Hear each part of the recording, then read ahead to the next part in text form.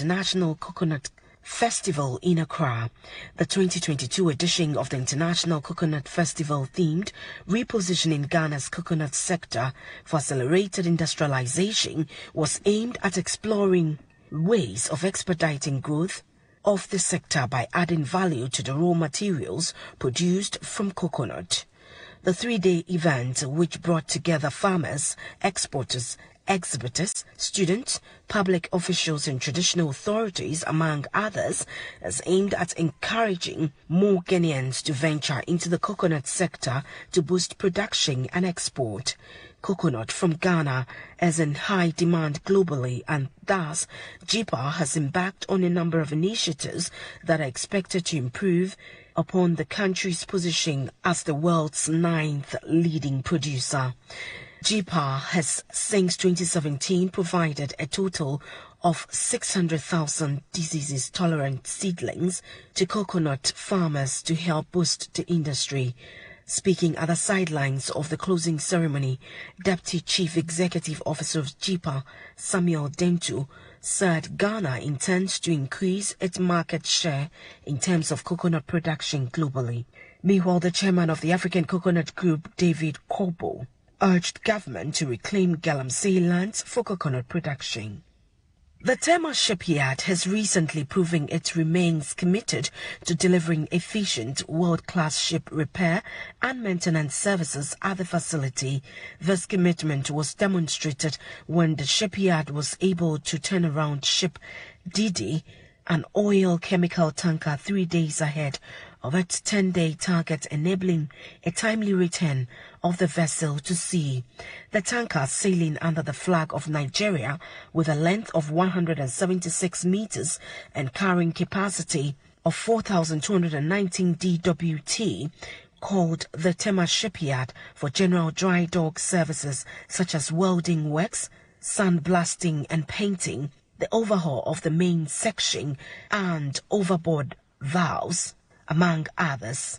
The head of Marine Services at Tema Shipyard, Isaac Eshon, said even though the shipyard is hopeful of future infrastructural investment, its competent human resources are always on standby to render excellent service to clients. The ISO representative for the company, Raphael Kwashiga, indicated that with the shipyard undergoing recertification, clients should be rest assured that the services offered at the shipyard repair facility will always be of world-class operational standards. If you just join us, you're listening to Maritime and Port News. Hapag is continuing to spend its pandemic profit to expand and modernize its businesses. The German container shipping company announced Tuesday it has signed a binding agreement to acquire the entire terminal business of SM Sams SA for around $1 billion. The agreement comprises 100% of the share of SAM Port and SAM Logistics, and thereby SM Sam's entire terminal business and associated logistics services. The acquisition gives Hapag a stake in 10 terminals in 6 North, Central and South American countries, with around 4,000 employees and combined container throughput of around 3.5 million TEUs in 2021. The related logistics services business comprises 5 locations in Chile, with together around 300 employees.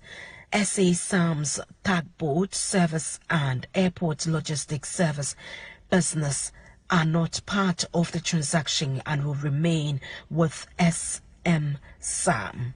Now, the closing of the SM Sam transaction is still subjected to approval by entrusted authorities and additional customary closing conditions. The new company will operate as an independent entity.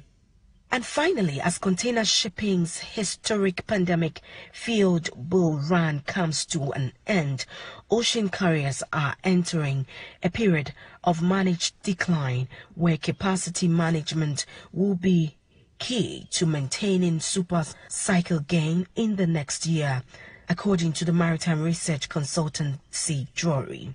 Careers had a little too good during the pandemic as an upsurge in demand combined with chronic supply chain congestion pretty much guaranteed profit windfalls. According to Drury, ocean carriers have seen earnings before interest and tax of over $400 billion since the second quarter of 2020, just a remarkable number compared to past performance.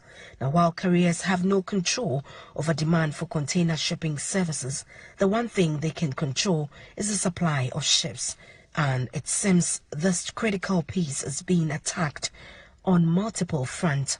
Easing congestion means lost capacity is returning to the market, expedited by an ailing demand, according to Drury. Now, also as a result of over-ordering during the boom, a wave of new container ship hitting the water in 2023 will add an additional supply of 2.6 million TEUs. On this note, we'll wrap up this morning's edition of Maritime and Port News, proudly sponsored by the Ghana Shippers Authority. They provide you with the best in oil shipping solutions. Contact them at the Shippers House in Accra. My name is Nanesi Boateng, producer Kwekwa Boje. Have a great day. Spanish garlic mixture and then the capsules. A boama moja dia fusan when you ye. Do you know that 90% of the goods we consume are manufactured elsewhere and brought to us by ship? The cargo shipping industry is a key player in the world's economy, and as the world is changing, so is the shipping industry. Join me, Nanesi Boateng, from Monday to Friday at 9:30 a.m. on Omanfm as we bring to you updates on top issues in the maritime industry: the port congestion, the transit trade, the people export, revenue collection, awaiting times, and changing trends in global supply chain. Maritime and Port News is not just an award-winning news, it's an insightful and